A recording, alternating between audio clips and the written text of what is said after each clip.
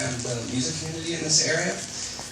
I've been playing with some people. I went to school as a musician. I went to a music conservatory many, many years ago, and I was never able to hack it. I was not a good classical performer. And then I went on and got a PhD in physics and became a physics professor, a technologist,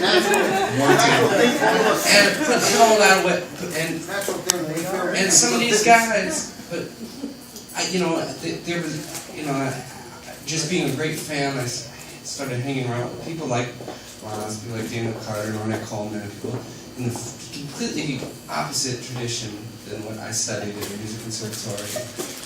And they told me this wonderful thing. They said, just throw away the music that I had it in me to play. I had no idea if I did, and I still don't have any idea if I did. But the community was incredibly welcoming to me.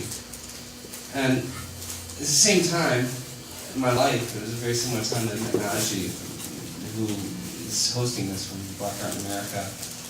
And, there's this great, and Woody Allen said, in one of the Woody Allen movies said, those who can't do teach, and those who can't teach Jim. In my case, I could. Those who can't do music or do art teach physics. And so I'm a professor at Columbia, but I'm surrounded by these beautiful works of art that Naji and other artists have created, and this community welcomed me as well. And I realized that anxiety and nerves, everything in life that brings enormous amount of trouble to us all, it's not always just paying the bills. Paying the bills is a big part of it. But then there's also just not being true to yourself, And I find myself sometimes doing fairly well, with parts of my life, but not being real to myself, And I'm giving interviews. People ask me about raising money for a company I started, and who is this person talking?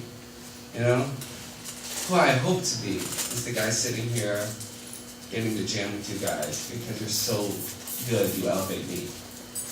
So thank you guys. All right, Matthew. Thank you.